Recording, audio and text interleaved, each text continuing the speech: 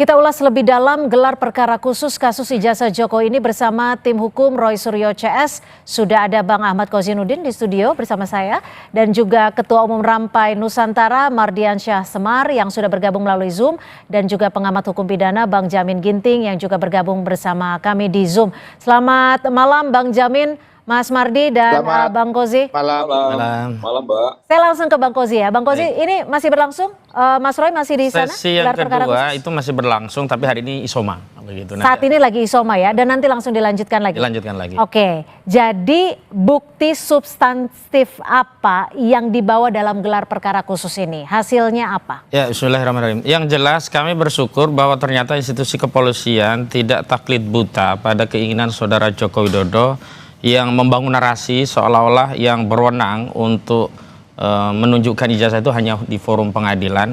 Bahkan terakhir ya dialog dengan Kompas TV pun sempat lagi menegaskan bahwa forum yang tepat itu hanya di persidangan begitu. Tapi tadi setelah kami berusaha berikhtiar, pertama berikhtiar melakukan gelar perkara khusus dan permohonan kami 2 kali di 21 Juli 2025, kemudian surat yang kedua di 20 November 2025, akhirnya hari ini kemudian gelar itu dipenuhi. Dan yang paling substantif dari proses hari ini ya menurut kami amazing gitu ya. Ya ini akhirnya penyidik melalui Direktur Tindak Pidana Umum yang menggunakan prolog yang begitu luar biasa berat untuk akhirnya mengambil keputusan membuka segel barang bukti dan kemudian akhirnya menunjukkan ijazah Jokowi. Ditunjukkan langsung ke ditunjukkan kepada 3 tersangka dan para penasihat hukum yang ada di sana. 3 tersangka yang digelar perkara khusus untuk sesi pertama tadi ada Bu Kurnia Triroyani, ada Rizal Fadila. Artinya dan sudah ditunjukkan, sudah cukup puas dong? Kan sudah ditunjukkan. Yang ditunjukkan itu hanya mengkonfirmasi bahwa ijazah itu iya benar disita oleh penyidik. Bukan berarti kesimpulan ijazah itu asli. Mengenai asli atau tidaknya itu hal yang kedua. Dan justru kami melihat bahwa ijazah yang tadi ditunjukkan itu adalah tidak lain adalah ijazah yang selama ini sudah beredar dan diteliti oleh klien kami Roy Suryo dan Rismon Sianipar. Jadi ijazah dengan tulisan UGM dengan jenis bentuk tertentu. Yang paling utama, ciri fisik yang paling utama adalah adanya foto seorang laki-laki berkacamata. Jadi artinya selama ini yang ditunda-tunda atau tidak kunjung ditunjukkan, entoh faktanya adalah sama seperti yang pernah diupload oleh Dian Sandi. Bedanya Dian Sandi akhirnya kemudian menyangkal itu dari saudara Joko Widodo. Kalau hari ini tadi kami melihat langsung dan resmi itu dari sitaan. Jadi tidak ada lagi dalil. Jadi diperlihatkan hanya untuk memastikan bahwa betul loh penyidik sudah menyita barang bukti. Tapi juga belum dipastikan bahwa itu asli atau tidak. Oh ya, karena kalau kewenangan penyidik tidak sampai kepada menyimpulkan daripada bukti. Kesimpulan itu kan nanti di persidangan. Kami tangkap. Saya ke Mas Mardi dulu. Mas Mardi, Anda menanggapinya seperti apa terkait gelar perkara khusus ini dan juga sudah ditunjukkan ke Roy CS dan juga kuasa hukumnya ijazah Pak Jokowi?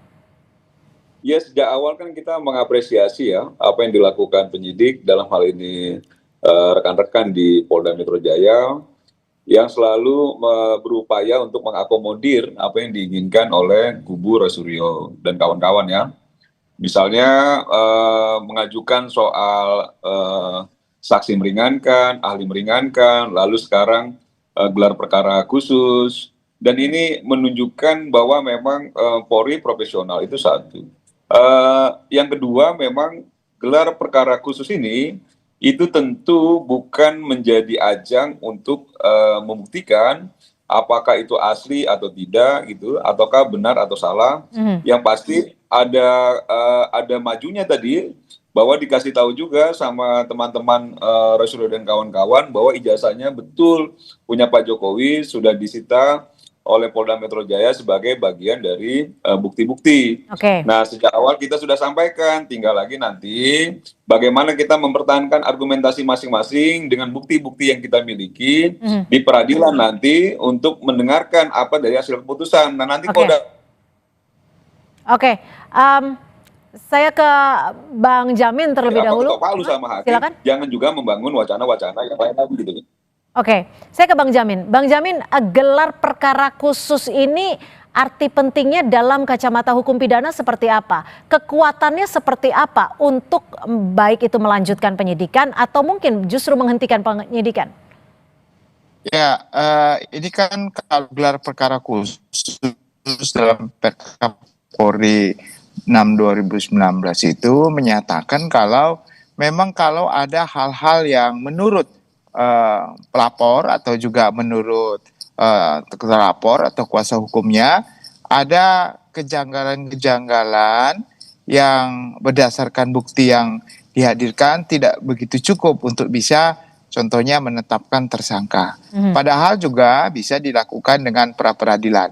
Terkadang diakomodir, terkadang tidak diakomodir, ya.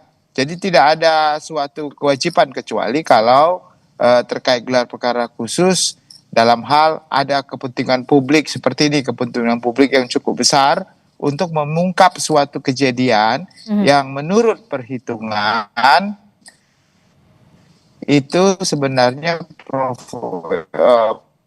polisi nggak profesional begitu. Nah, hingga terkait dengan alat bukti bisa dilihat bagaimana kinerja dari penyidik sehingga bisa menghasilkan suatu produk yang disebut contohnya penetapan tersangka, penyitaan dan lain segala macam. Nah, sekarang sudah jadi gelar perkara khusus itu bisa saja. Bang Jamin. Baik, kami coba memperbaiki. Begitu. Jadi sempat terpotong Bang Jamin, bagaimana? Ya.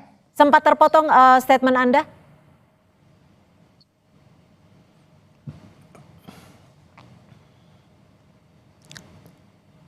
Baik, kami coba memperbaiki sambungan audio dengan Bang Jamin Ginting. Saya, Bang Jamin, sudah cukup jelas suara kami di studio? Ya. Silakan dilanjutkan. Jelas.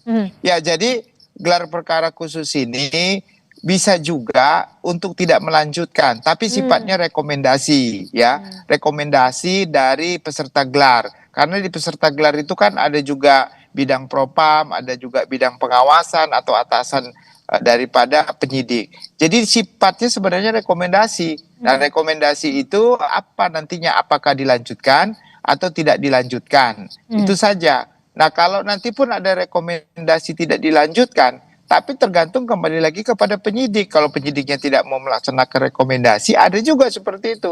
Ada rekomendasi untuk tidak melanjutkan, tetapi juga dilanjutkan. Ada rekomendasi dilanjutkan, tapi nanti terakhirnya ada juga SP3. Jadi sebenarnya sepenuhnya itu kewenangan daripada penyidik. Full kewenangan penyidik. Ini hanya sifatnya rekomendasi aja. Oke, jika sifatnya rekomendasi, Bang Kozi, Anda tadi sudah ditunjukkan ijazah Jokowi yang sempat disimpan oleh penyidik sebagai barang bukti. Selain itu, apakah betul dibawa juga ijazah pembanding? Ya, saya ingin tanggapi dulu dari Prof. Jamil. Jadi menarik, tadi penyidik pun menyatakan demikian, mempertanyakan kenapa tidak mengambil sarana pra peradilan, kenapa harus mengambil sarana gelar perkara khusus. Jadi dua forum ini sebenarnya sama untuk mengevaluasi proses penyidikan, baik dengan pra peradilan ataupun dengan gelar perkara khusus. Bedanya kalau pra peradilan keputusan bersifat final and binding, harus dilaksanakan. Tetapi kalau dalam gelar perkara khusus hanya rekomendasi, bisa ditindaklanjuti, bisa juga diabaikan. Nah, tadi kami menjawab pertanyaan penyidik, kenapa kami tidak mengajukan pra peradilan, itu pun juga hak kami. Kami menyatakan setiap hak yang melekat pada warga negara, ya terserah warga negara itu mau mengambil atau tidak. Kenapa Anda pilih jalur? Nah, tapi kenapa kami mengambil gelar perkara khusus dan tidak langsung mengambil pra peradilan? Agar kami bisa menguji apakah benar setelah ada proses reformasi internal Polri, masukan dari pihak-pihak yang memang melihat ada masalah dalam proses penyidikan itu bisa diterima oleh Polri dan kemudian melakukan perbaikan internal tanpa dipaksa oleh lembaga pra peradilan. Di antaranya misalnya dalam proses penetapan tersangka ada 8, salah satunya itu belum pernah sama sekali diperiksa sebagai tersangka. Padahal sudah jelas putusan Mahkamah Konstitusi mengamanatkan adanya pemeriksaan calon tersangka berkaitan dengan untuk membuktikan apa sih yang dimaksud dengan bukti permulaan yang cukup, apakah 2 alat bukti yang dimaksud. Nah, diantaranya harus ditegaskan dengan secara formil ya, dengan pemeriksaan calon tersangka. Dan ini ada 1 dari 8 calon tersangka belum diperiksa sama sekali, ujuk-ujuk diumumkan sebagai tersangka. Memang hanya 1, tapi ini kan satu paket. Tentu cacatnya prosedur pada salah satu itu juga berdampak pada seluruh paket daripada penyelidikan dan penyidikan yang memang dikonsolidasi. Karena sebelumnya ini kan ada dari beberapa Polres, ada yang di Polda, kemudian dikonsolidasi di Polda. Karena itu kami hanya tinggal melihat nanti apakah kemudian lembaga kepolisian kita memang komitmen telah berani ya melakukan melakukan pembenahan internal dengan melakukan perbaikan tanpa harus dipaksa oleh lembaga pra-peradilan, atau terpaksa kami harus menempuh lembaga pra-peradilan, karena semuanya juga opsi yang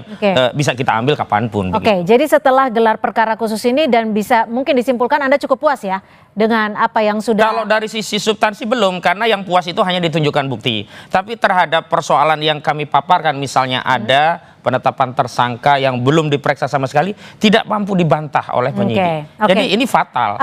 Langkah hukum selanjutnya apa yang akan dilakukan teman-teman? Tentu kami menghormati proses yang sedang bergulir di Polda Metro Jaya sebelum ada rekomendasi dan sikap apa yang diambil oleh penyidik. Karena paralel kami juga mengajukan permohonan pemeriksaan ahli yang meringankan juga saksi. Dan tadi kami juga sudah disonding akan segera dilakukan pemanggilan terhadap ahli dan saksi kami. Saya kira penyidik juga tidak hanya mendasarkan gelar perkara ya, tapi keseluruhannya nanti akan dipertimbangkan. Mas Mardi, kalau kita bicara soal tudingan ijazah palsu Jokowi ini kan sudah berlarut cukup lama, dan menurut Anda ini benar-benar memang murni soal hukum, murni soal keinginan dari masyarakat publik seperti yang disampaikan oleh Roy Suryo CS, atau ini sebenarnya alat politik saja sih menurut Anda? Ya, kalau dengan kasat mata pun kan terlihat ya, pasti ada irisan politik ya. Karena kasus ijazah yang berlarut-larut ya, sudah 8 bulan lebih bahkan kalau untuk yang Rosuryo dan kawan-kawan ini pasti terlihat sekali orkestrasi politik, bahwa banyak juga memang orang ikut main dalam genderangnya persoalan tudingan ijazah palsu. Berkali-kali juga kita sampaikan bahwa ini pasti ada irisan juga dengan orang-orang yang punya kepentingan besar terhadap kekuasaan dan lain sebagainya. Dan Pak Jokowi juga sudah sampaikan kemarin bahwa ada orang besar di balik soal tudingan ijazah palsu ini. Kan kita tahu bahwa dalam kontestasi 2024 pasti tidak lepas dari soal itu. Bahwa banyak orang kecewa Pak Jokowi akhirnya mengalihkan dukungannya kepada Pak Prabowo, dan di situ ada anaknya yang menjadi wakil presiden, tentu bisa membuat orang menjadi kecewa dan sakit hati. Dan upaya-upaya apapun untuk mendowngrade, mendegradasi popularitas, elektabilitas Pak Jokowi ataupun Mas Gibran dan lain sebagainya pasti dilakukan, yang itu ujung-ujungnya pasti kepentingan politik kekuasaan. Dan kalau memang itu dibantah boleh juga, tapi bahwa kita juga berpikir ke arah sana kan juga sah-sah saja ya. Apalagi dari kubunya Rosuryo dan kawan-kawan itu terlihat memang itu berupaya untuk mempertahankan energi yang panjang ini agar punya banyak waktu juga untuk menggerus popularitas dan lain sebagainya Pak Jokowi, nama baik Pak Jokowi dan lain sebagainya. Dan menurut saya ini sudah on the track ya dari segi hukum dan lain sebagainya. Mudah-mudahan memang jiwa besar juga Roy Suryo dan kawan-kawan ketika nanti memang dalam proses peradilan sudah ditentukan siapa yang bersalah dan hukumannya seperti apa. Jangan juga akhirnya memperpanjang narasi-narasi lain yang menurut saya itu tidak menguntungkan bagi publik sendiri gitu loh. Bang Jamin, jika Mas Mardi menyebutkan ya sebenarnya langkah hukumnya ini sudah on the track, kalau Anda melihat ketika penyidik mempersilahkan Roy CS ini untuk melihat langsung ijazah Pak Jokowi, ini sudah sesuai dengan klausul hukum pidana, dan sejauh mana sebenarnya ini bisa mengungkap kasus tudingan ijazah palsu ini? Ya, tentu kalau kita kaitkan dengan acara hari ini terkait gelar perkara khusus, yang dipertanyakan adalah penyidik. Apa dasar penyidik untuk menetapkan tersangka? Buktinya apa? Nah, itulah yang dipersoalkan. Dan apakah penerapan pasal yang dimasukkan dalam surat tersangkaan ini benar nggak? Nah, itu yang akan diperiksa oleh pihak eksternal, bukan hanya penyidik dan atasannya. Karena ada pengaduan dari terlapor. Nah, setelah hari ini ditunjukkan bahwa kami penyidik, kami melakukan penetapan tersangka berdasarkan bukti ini buktinya, ini aslinya. Nah, begitulah. Nah, setelah ini baru ya udah, baru tinggal tindak lanjutnya. Nah, setelah ini kalaupun contohnya masih belum puas, tadi ada yang diberikan hak untuk mengajukan pra peradilan. Mungkin dalam proses gelar perkara tadi ada hal-hal yang menurut para tersangka ini menyatakan tidak sah itu sebagai suatu alat bukti, dan nanti diuji lagi dalam pra peradilan. Nah, memang itulah agak perjalanan panjangnya kalau memang mau dilakukan begitu. Tapi kalau terkait dengan terbukti pasalnya dengan perbuatan, tentu di pokok perkara nanti di pengadilan negeri lah yang akan memeriksa begitu. Oke, jadi ini bicara lagi soal bagaimana Roy Suryo CS ditetapkan sebagai tersangka. Apakah menurut Anda sendiri sudah sesuai on the track penetapannya, pasal-pasalnya? Tadi disebutkan juga. Tadi kami sudah sampaikan ada 3 pisau analisis yang kami sampaikan dalam proses gelar perkara untuk melihat apakah proses penyidikan ini sudah on the track atau menyimpang. Pertama aspek kewenangan, kedua aspek proses dan prosedur, ketiga aspek substansi. Dan substansi yang paling penting adalah ijazah, dan tadi ada ombudsman yang kemudian meminta atau memberi saran agar ditunjukkan. Tadinya kuasa hukum Jokowi juga nggak mau nanti akan ada cewek seperti yang dulu kan kira-kira. Oke. Tapi akhirnya juga ditunjukkan. Nah terkait pasal-pasal kami sudah persoalkan. Tapi selengkapnya saya coba mengupas lebih dalam lagi apakah memang benar-benar sudah on the track, termasuk seperti yang klausul Anda sebutkan tadi, tapi usai jeda. Baik. Tetap bersama kami di Sapa Indonesia Malam.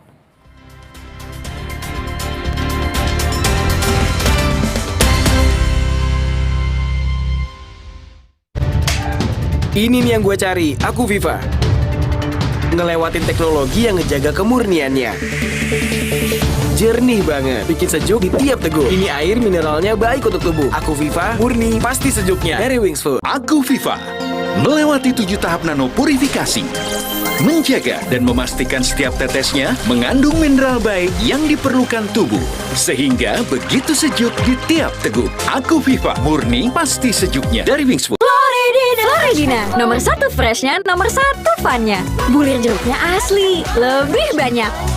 Coco Beats-nya cuy-cuy, dapat segernya, dapat funnya. Floridina, nomor 1 fun, asli jeruknya, asli bulirnya. Semua botol bayi tertulis 100% bebas BPA. Kalau air galon, ada nggak ya yang 100% bebas BPA? Untuk itu, Le Mineral hadir dengan galon yang 100% bebas BPA. Ditandai dengan kode segitiga nomor 1. Le Mineral.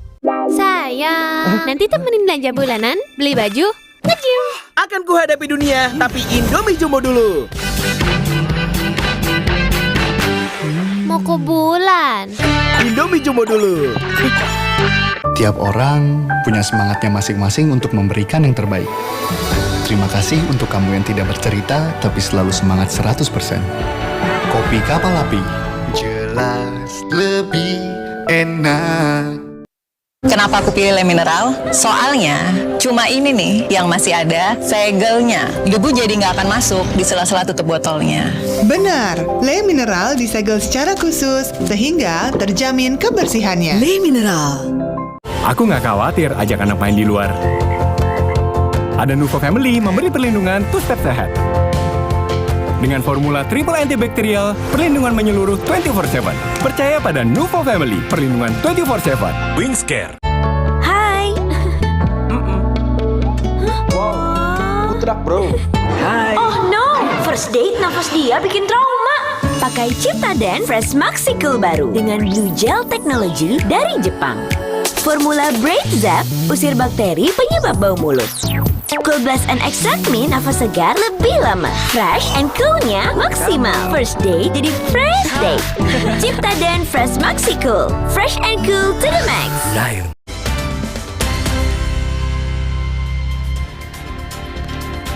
Kita masih akan membahasnya soal gelar perkara khusus yang hari ini digelar di Mapolda Metro Jaya. Bang Kozi, tadi prosesnya itu sebenarnya berlangsungnya seperti apa? Kalau memang ditunjukkan ijazah Jokowi, proses penunjukannya seperti apa? Sempat ada keberatan kah? Atau iya, semuanya penunjukan itu kan di ujung ya. Karena sebelumnya kita bahas tentang gelar perkaranya ya. Aspek prosedur, aspek kewenangan, aspek substansi. Misalnya dalam aspek kewenangan kami tidak mempersoalkan bahwa kewenangan penyidik untuk menetapkan tersangka. Tetapi apakah tahapan prosesnya sudah melalui tahapan yang diatur dalam KUHAP dan peraturan perundangan yang lain. Nah, diantaranya tadi masalah tersangka. Kemudian secara substansi misalkan pasal 160 kan kami sudah sampaikan menurut putusan MK itu harus ada akibat yang sifatnya material, delik material. Deskripsinya apa, akibatnya apa terhadap hasutan. Karena ini klaster pertama hasutan 160. Itu juga tidak bisa dijelaskan secara substansi apa yang menjadi soal. Kemudian kita juga mempermasalahkan soal delik-delik yang sebenarnya ini berbeda ya. Ada delik aduan, ada delik umum. Kenapa dijadikan satu? Apa tujuannya? Itu juga tidak bisa dijawab oleh penyidik. Nah, di ujung ketika bicara soal permintaan kami sebenarnya kubu Joko Widodo tadi saya mendengar bukan mendengar ya, memang hadir di situ Yakub Hasibuan berkeberatan untuk ditunjukkan ijazah itu. Oh, jadi dari kuasa hukum Pak Jokowi tidak mau sebenarnya. Keberatan. Okay. Tapi ada penengah dari Ombudsman yang akhirnya memberikan masukan agar sebaiknya ijazah ini dihadirkan dan ditunjukkan. Tidak dalam konteks untuk menilai apakah ini asli atau tidak, tapi untuk membuktikan bahwa benar ijazah ini sudah disita oleh penyidik. Karena sebelumnya kan simpang siur, apakah masih di tangan Jokowi atau sudah di tangan penyidik. Kalau di tangan penyidik, kenapa Jokowi katanya akan sampaikan nanti di persidangan masih dipegang? Kalau masih di tangan penyidik, kenapa ada relawan Jokowi Budi Aris Setiaji menyatakan tadi, itu? Ijazahnya Pak Jokowi itu, Anda tadi di awal sempat menyebutkan bahwa sama seperti yang beredar-beredar di media sosial. Persis seperti yang Dian Sandi itu. Oke. Nggak beda. Ini ijazahnya dilaminating kah? Nggak Dalam dilaminating. kertas atau gimana? Kertas, tapi ditaruh di map besar itu, yang mapnya ada plastiknya, tempat-tempat ijazah. Yang dimasukin plastik itu ya? Ya itu, dan kita bisa melihat, hanya memang tidak boleh meraba tadi. Hanya Oke, boleh jadi jarak melihat. Anda melihat ke ijazah itu berapa jauh jaraknya? Ya seginilah. Nah segini, karena kami juga diminta untuk agar lebih dekat lagi, agar memastikan bahwa ijazah itu benar-benar sudah kami lihat. Saya yang agak mendekat itu untuk memastikan apakah foto itu sama dengan yang beredar. Ternyata bukan hanya foto, yang lainnya pun sama seperti yang ada di Dian Sandi. Diperlihatkan juga tidak pembanding? Nah itu, pembandingnya kan ada 13 dokumen. Tadi penyidik tidak berani untuk membuka segel karena ada dua pertimbangan. Pertama, pemegangnya tidak mengizinkan, karena tidak bisa diminta izin. Kedua, tidak ada kuasa dari para pemegang itu. Ijazah. Artinya kami juga belum punya keyakinan apakah pembandingnya itu yang dikatakan sebagai identik sama, dan kemudian apakah pembandingnya juga asli sehingga identiknya satu pembanding dengan ijazah Jokowi itu bisa disimpulkan sebagai asli. Karena kita juga belum masuk ke sana. Saya ke Mas Mardi. Mas Mardi, disebutkan tadi ini berdasarkan Bang Kozi ya, bahwa kuasa hukum Pak Jokowi sempat keberatan. Ini benar seperti ini? Ya sebenarnya kan sejak awal memang kuasa hukum maupun Pak Jokowi itu bersepakat untuk memperlihatkan itu dalam proses persidangan nanti ya, proses peradilan. Ada pertimbangan-pertimbangan tertentu dalam gelar khusus ini, gelar perkara khusus ini, saya rasa baik-baik aja, karena selama ini kan juga ketika kami menyampaikan bahwa ijazah itu sudah disita oleh penyidik Polda Metro Jaya sebagai bagian dari bukti-bukti dalam proses hukumnya, tudingan ijazah palsu ini, Roy Suryo dan kawan-kawan kan selalu menyampaikan bahwa nggak ada itu. Dan sekarang disampaikan oleh penyidik, diperlihatkan. Nah ini perdebatannya kan bukan soal bahwa itu akhirnya asli atau palsu dulu ya, bahwa ijazah yang kita sampaikan bahwa sudah berada di bawah kendali, di tangan penyidik, itu akhirnya terbukti pada hari ini disampaikan oleh penyidik bahwa ini loh ijazahnya, kan begitu ya. Nah, bahwa nanti akan ada proses berikutnya dalam pembuktian dan sebagainya itu soal lain. Maksud saya begini, bahwa polisi berupaya keras ya untuk selalu mengakomodir ruang-ruang hak hukum yang dimiliki oleh Roy Suryo dan kawan-kawan, sehingga tidak ada lagi tudingan seolah-olah bahwa kepolisian ini itu lebih pro ke Pak Jokowi atau masuk angin dan lain sebagainya. Makanya tadi harapan saya begini, kalau memang ini pada titiknya nanti masuk proses peradilan, sidang, sudah melakukan pertarungan secara bukti dan lain sebagainya, dan sudah diputuskan oleh pengadilan melalui hakim, ya diterima juga dengan jiwa besar apapun hasilnya itu gitu loh. Jangan juga akhirnya menuding hal-hal yang menurut saya semua instansi sudah berupaya semaksimal mungkin agar ruang untuk mendiskreditkan bahwa ini tidak profesional itu tertutup gitu loh. Jadi artinya menurut Anda sebenarnya sudah mengakomodir semua keinginan dari pihak Roy Suryo dan teman-teman seperti itu ya? Oh iya, karena kan selama ini kan ada juga nada-nada yang seolah-olah bahwa ada keberpihakan ya. Saya lihat ini tidak ada keberpihakan polisi gitu ya, apalagi nanti di berikutnya kan ada juga pemeriksaan saksi dan ahli meringankan. Itu juga bagian dari mengakomodir kubu Roy Suryo dan kawan-kawan. Gitu. Dan kita hargai itu gitu loh, Mbak. Oke, Bang Jamin, ini kalau bicara kasus tudingan ijazah palsu Jokowi ini kan sudah bergulir cukup lama. Sebenarnya batasannya tuh sampai di mana sih usai gelar perkara khusus ini? Apakah akan ada langkah-langkah lain yang bisa dilakukan ataupun diajukan baik dari pihak Roy Suryo CS ataupun dari pihak Pak Jokowi ataupun seperti apa? Bang Jamin. Ya, tentu kalau dari halo? Ya, silakan. Kedengaran ya? Ya.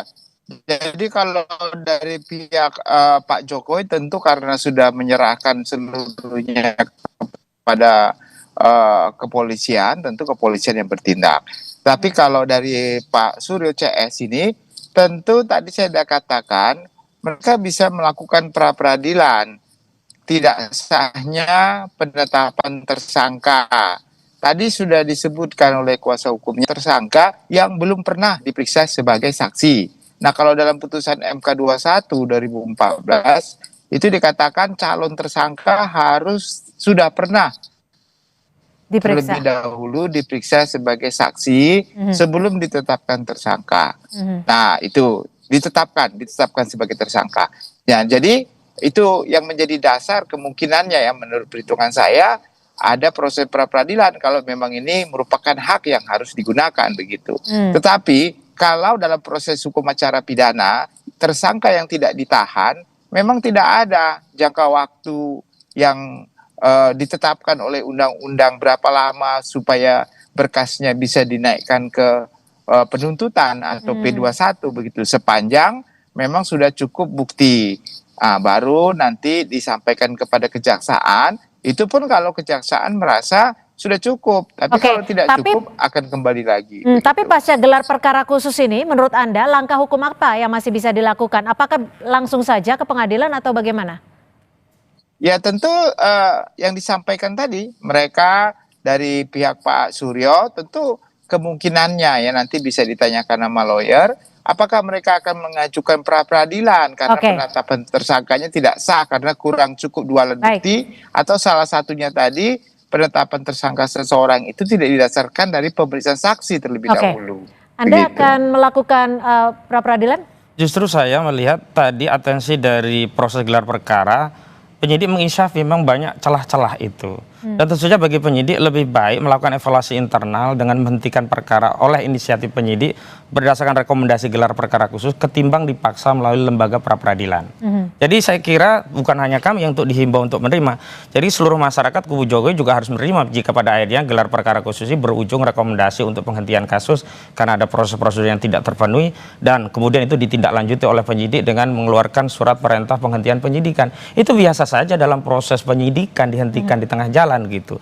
Apalagi substansi persoalan yang kami sampaikan dalam forum tadi itu tidak dijawab. Kenapa? Karena memang tidak ada deskripsi dan tidak pernah bisa dibantah.